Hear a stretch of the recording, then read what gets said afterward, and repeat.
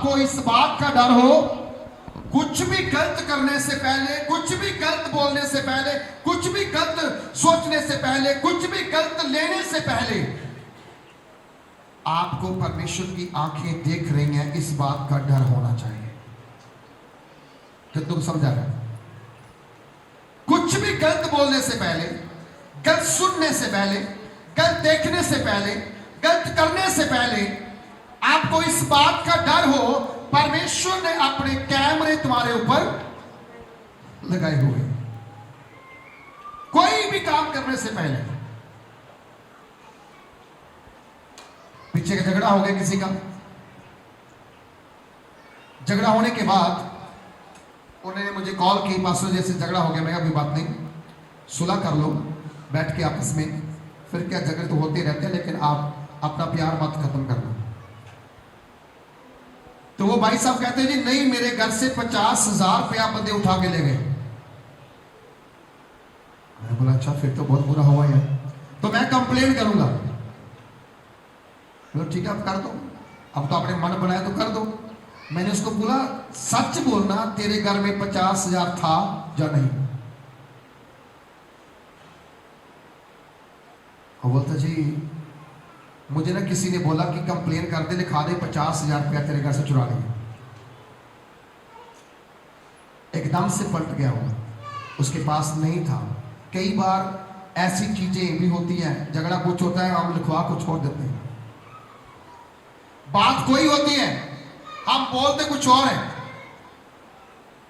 मेरा सोना उतार लिया, छीन के ले गए, ये कर दिया, वो कर दिया, ऐसा कुछ होता नहीं है। लेकिन हम क्या करते, झूठ बोलना स्टार्ट करते हैं। याद रखो कैमरे ऊपर लगे हुए। हेलो बोलो, क्या लगे ऊपर? तो प्रभु झूठे का साथ नहीं देगा, सच्चे का साथ देगा। क्या देगा? सच्चे का साथ देगा। वचन कहता है वो बंदा जो प्रभु का भय मानता है, उसके साथ क्या भला होगा? सबसे बड़ा भला होगा कि जो वो कमाई करेगा, उसकी कमाई वो आप खाएगा, उसके बच्चे खाएंगे, उसका परिवार खाएगा और बहुत दिन तक खाता रहेगा।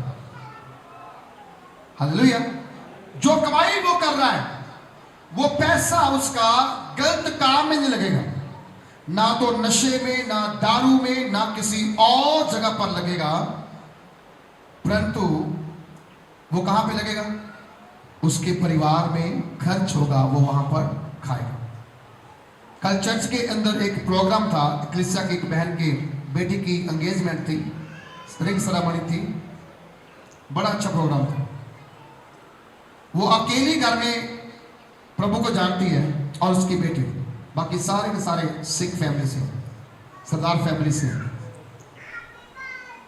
उनकी शादी बेटी की हुई केरला में, वो सारे सारे लोग बच्चे क्रिश्चियन हैं। वो केरला से चल के जहां पर रिंग सेरेमनी करने के लिए आए। अब लड़की जहां से जाएगी केरला के अंदर शादी करने के लिए, क्योंकि वहां का रूल ऐसा है।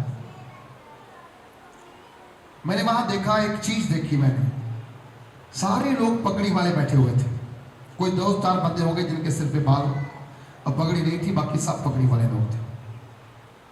उन्होंने सारा प्रबंध किया हुआ था, खाने का, पीने का, हर चीज का, डीजे भी था, लेकिन वहां पर दारू नहीं थी। हो सिखों की शादी और दारू ना हो, कैसे हो सकता है? डीजे था, लेकिन आवाज कितनी थी? स्टेज तक, पीछे नहीं, बिल्कुल धीरे से, ताकि जो लोग आए हैं वो अपने रिश्तेदारों के साथ मिलने के लिए आए, एंजॉयमेंट करने के लिए आए, ना कि डीजे की आवाज को सुन करके बोर होने के लिए आए। हमारी वहां प्रार्थना थी, चर्च की कुछ बहनें वहां थी, कुछ भाई वहां थे, प्रार्थना थी। हमने 10 से 20 मिनट प्रार्थना की, उनके लिए वचन बोला। वचन बोलने के बाद प्रार्थना करके वो कार्यक्रम को शुरुआत किया। जब हम वहां से बाहर निकले, वहां पर एक विश्वासी परिवार था, हमारा नहीं, किसी और चर्च में जाता, लेकिन मैं जानता था। वो सबसे पहले कि मुझे जैमसी की बोल के मेरे पाँव को छू के दिया। सब लोग अंदर खाना खा रहे हैं कोई दारू नहीं चल रही, कोई नशा नहीं अंदर, क्योंकि अलाउ ही नहीं था, उन्होंने रखा ही नहीं था।